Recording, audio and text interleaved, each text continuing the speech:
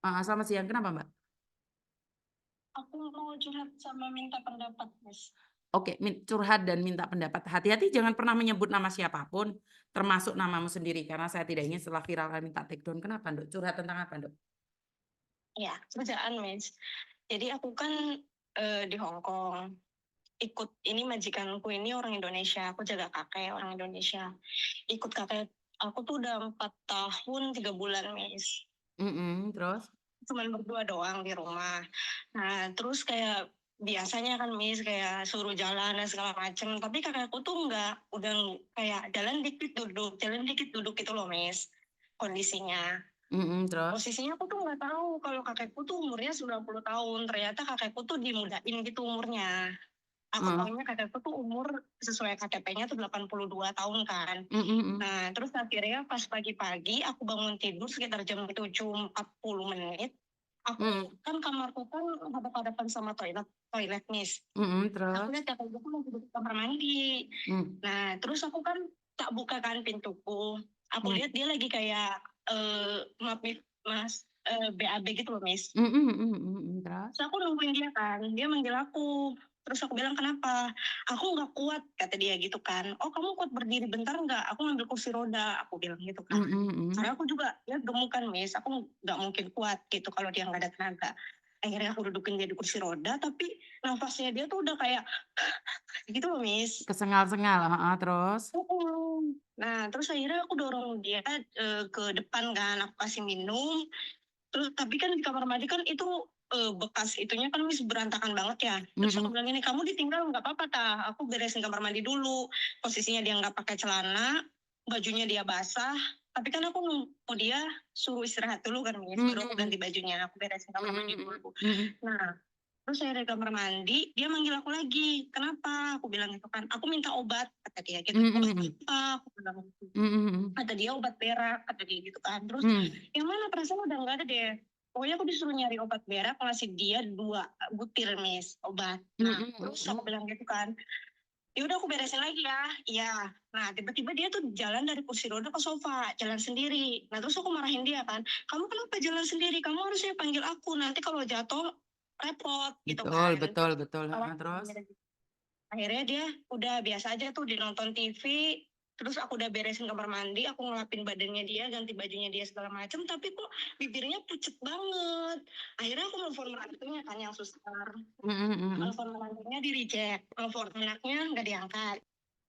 Telepon anaknya lagi tuh yang satu.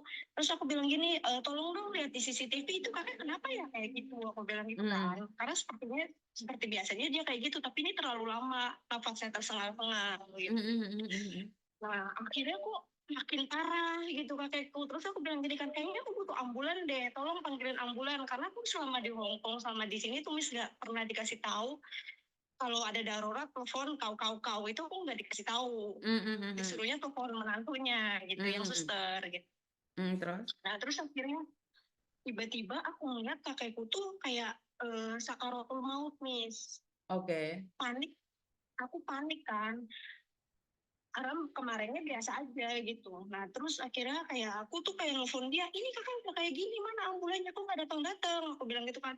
"Kamu Mmm. jangan panik," kata dia. "Coba lihat nafasnya Kakak masih ada nggak?" Terus aku lihat tuh udah nggak ada Miss nafasnya Aduh, ternyata. Terus heeh, aku bilang terus? gini, "Ini nafasnya udah nggak ada, gimana?" gitu. Nah, terus akhirnya dia, tapi kakakku tiba-tiba nafasnya datang lagi Miss. Kayak Mhm. kayak mau orang ngorok gitu loh. Nah, terus akhirnya singkat cerita ambulan datang, sama polisi juga, Mhm. dibawalah ke rumah sakit gitu kan. Dibawa Mhm. ke rumah sakit, nyampe di rumah sakit kakekku meninggal. Oke, heeh, terus? Itu bisa dibilang meninggalnya kayak dadakan gitu kan, Miss. Terus kayak aku langsung kayak panik dong, aduh apa karena aku ngasih obat gitu kan, Mhm. apa gimana. Terus akhirnya majikanku datang, segala macam, majikanku nyita paspor aku nggak masalah dong. Karena kata majikanku ini masih diselidiki polisi kematiannya. Oh ya Mmm. ya nggak apa-apa gitu kan. Terus Mhm. akhirnya majikanku notis aku, kamu nunggu 1 bulan di rumah ini ya katanya gitu kan. Oh Mmm. iya iya aku bilang gitu kan. Nah Mmm. akhirnya pas minggu kemarin aku nanya dong sama agensi, ini statusku apa sih gitu. Soalnya aku masih mau cari majikan, aku bilang gitu kan. Mhm Karena mhm. kalau pulang ke Indonesia aku belum megang duit gitu. Terus Mm-mm. akhirnya mau dibantuin sama yang penerjemahnya, tapi sama yang itu Hongkongnya yang di agensi itu marah-marah. Katanya jangan dibantuin, ini dapat record nggak baik dari majikannya. Gitu, majikannya marah-marah gitu sama Mm. kita. Udah biarin aja ini anak ini suruh pulang ke Indonesia. Masih untung kita bantu dia nggak masuk eh, ke Penjara. penjara gitu. Mm. Terus aku bilang gini kan, loh kalau memang aku salah aku masuk penjara pun siap, aku bilang gitu kan. Soalnya aku masih pengen niat kerja gitu. Tapi Mm. maaf kita nggak bisa ngebantu. Ini kita cuma bisa bantu sampai segini kata agensi gitu kan. Terus kayak aku akhirnya kayak nelongso dong. Perasaan majikanku di rumah aku ngomong sama majikanku kan, kamu nyita pasporku nggak apa-apa, aku bilang gitu kan. Kamu mau aku yang notice, mau kamu yang notice nggak apa-apa, tapi tolong kasih surat kematiannya kakek, aku mau cari majikan lagi. Majikanku bilang oke, katanya gitu kan. Tapi ternyata telepon agensi kayak gitu gitu. Terus kayak aku ya itu aku harus kayak gimana, Mit? Posisimu yang tanda tangan siapa, sayang? Anaknya yang itu yang nyita pasporku. Anaknya yang nyita paspormu. Iya, sebenarnya nggak ada Mm-mm. masalah sih. Kan kakek meninggal. Kamu di Hong Kong berapa lama? Udah 8 tahun lebih, Miss. 8 tahun Dua lebih di majikan. majikan ini berapa lama? 4 tahun 3 bulan. Jalan kontrak 3. Wow, sama majikan 4 tahun saja perlakuan majikan sama agent kayak gitu nggak jelas. Iya, makanya. Makanya saya selalu bilang nih, cari agent yang bisa bahasa Indonesia minimal. Jadi penerjemahnya itu nggak tahu apa-apa. Penerjemah itu cuman transitin aja ke sekalian. Tapi apa yang dimaksudkan oleh agent, apa yang dimaksudkan oleh majikan kan nggak nyampe ke kamu, Duh. Iya. Nah, itulah saya selalu bilang, penerjemah itu saya kurang tahu ya. Kenapa penerjemah itu lebih sadis daripada majikan? Bener nggak? Mm-mm. Nah, ini yang saya herankan. Ya, dulu saya juga penerjemah ya, saya backgroundnya juga penerjemah. Kadang-kadang kita bisa feeling kok, ini majikan yang benar, agentnya yang benar, atau kamunya yang benar. Sebenarnya sebagai penerjemah tahu loh ini. Cuman kadang-kadang mereka kalah di pamor.